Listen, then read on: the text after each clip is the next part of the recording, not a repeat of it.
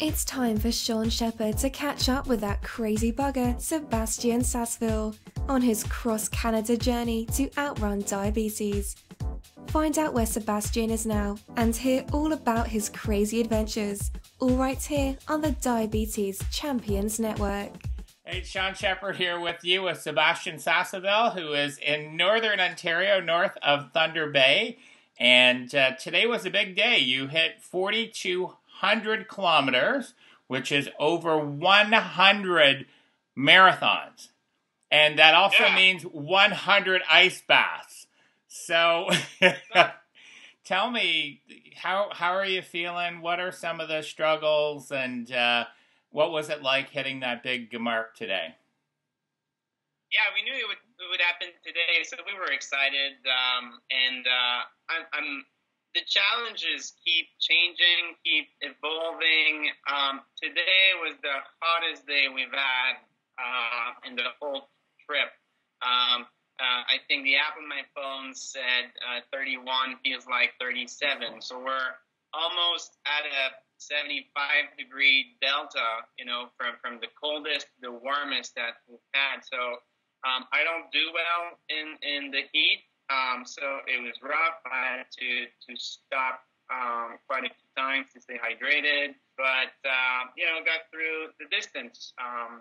So that was really good, and which means that Patrick, that's what we mentioned on Facebook. Patrick also, he drove his 100 marathon, and I think that's fantastic. I could not ask for a better friend and logistic guy, and we're very thrilled because we can start to see the finish line, and that's cool.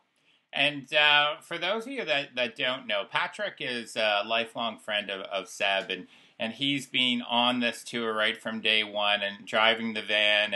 And I was teasing you before we started that you're not in the camper tonight. You're in a motel. And I don't know if Patrick's in the background, if he can pop his head in to say hello, or maybe he not. Left. No, he was there. He left a few minutes ago. But and I've heard you speak a few times about the importance of team, and I know Patrick means a lot. So a big thank you to Patrick and how you did the milestone together. Yeah. So Thunder Bay is also where Terry Fox's run ended, and I know you probably had some pretty emotional moments in Thunder Bay. So could you fill us in what it was like to be in Thunder Bay? Yeah, it was great. It was so we went to the Terry Fox Memorial Monument on Friday, so just a few days ago, Friday morning, and it's obviously a place that means so much for all Canadians. There's so much history there. It was one of the first examples of someone dreaming really big and trying really hard and letting us all know that, we should do that. We should allow ourselves to do that. So, and just to be reading and the story on the monument, and it's powerful, it's moving. We all wish that his run would not have ended there. So it's a big privilege to be there, to share that moment with a few people. We had a little community around there, so some people came and we ran a symbolic run around the park. So that was very, very fantastic, and definitely an emotional few minutes. Yeah, very cool. And it's a beautiful park. Yeah, I've been there once about 2 years ago, and just breathtaking, a beautiful spot, and a great tribute to another Canadian hero. So I wanted to ask you too that you started on February 2nd, so in my calendar, Super Bowl Sunday, and now we're halfway past we're past the All-Star game in baseball.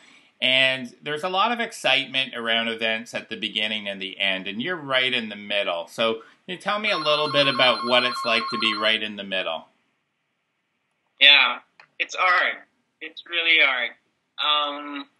It's kind of like when you run a marathon, kilometer 25 to 30, 32, it really hurts because you're deep into a race, but you're not close enough to the finish line that you can celebrate yet. And this is that on a very big scale, so it hurts a lot. The finish line is very far. And we're, the scenery is so beautiful, but we're, still in the middle of a lot of nothing. So it can be pretty lonely. Peak summer here, a lot of flies and mosquitoes. I think we're going to see a lot more very hot days. And so me and Patrick get along so well, but it's a lot of time together. I think we're starting to miss home a little bit. Our relationship has never been better, and we're having so much fun. But I can tell the energy is a little different, and it's fine, and we're embracing it. We spent hours looking, at a map of Canada last year going, that's going to be tough. That's going to be, there's nothing there. It's part of the story, and we're trying to take it for what it is, and I think that would be the one message. We're trying not to think about home too much, even though we're starting to miss it.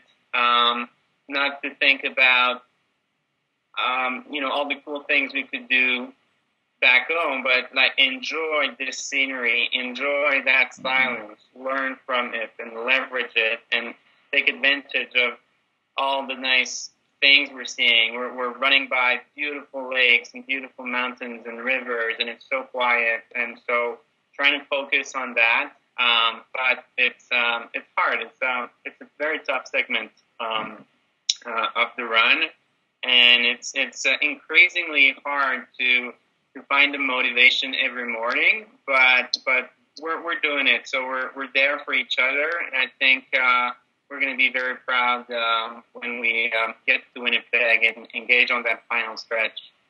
And last question, because I know a lot of people have asked me this question to ask you.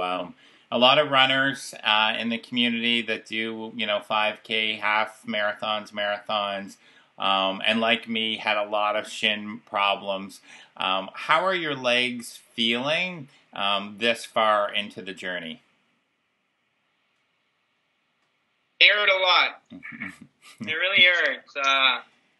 That's one of the things that I don't talk about a lot, and thanks for asking the question. I just don't want to complain and focus on what really matters. I mean, you're going to run a marathon a day, of course, things are going to hurt. Your legs are going to hurt, and so, from your river. So I have to pay attention to what's going on and really do a good scan every day, morning and evening, and see what hurts, what part, is it increasing, decreasing, does it respond well to rest or icing, and then assess, right? And again, I think that's another good learning and something we can transfer to our lives, to do that scan, that emotional scan, that scan about how things are going at work or relationships and things like that. So that scan thing is important, and then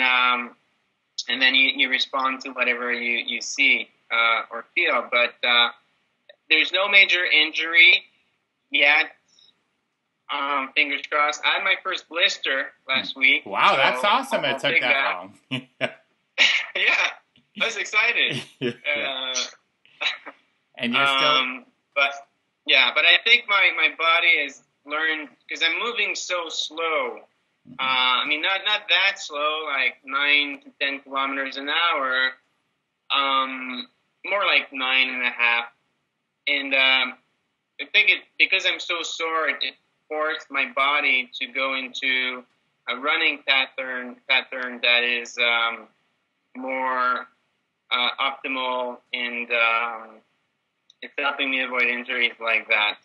But I know I've mentioned this in other interviews. Everything that I do when I'm not running is fundamental.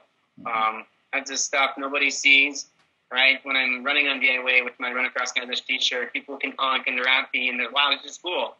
Nobody sees you in the ice bath. Nobody sees you in the recovery booths. Nobody sees you when you're driving 20 kilometers extra to get the right produce and be able to eat well. And so that the stuff that goes on behind the scenes is really important.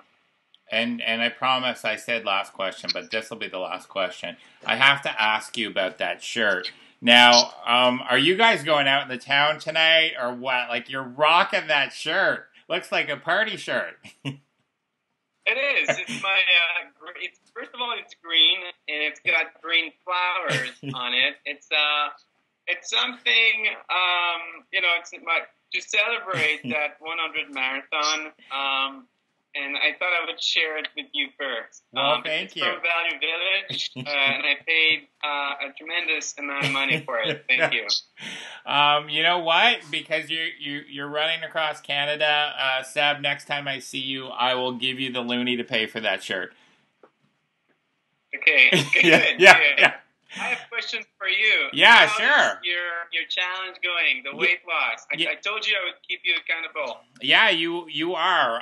So I took your advice and kept it really simple.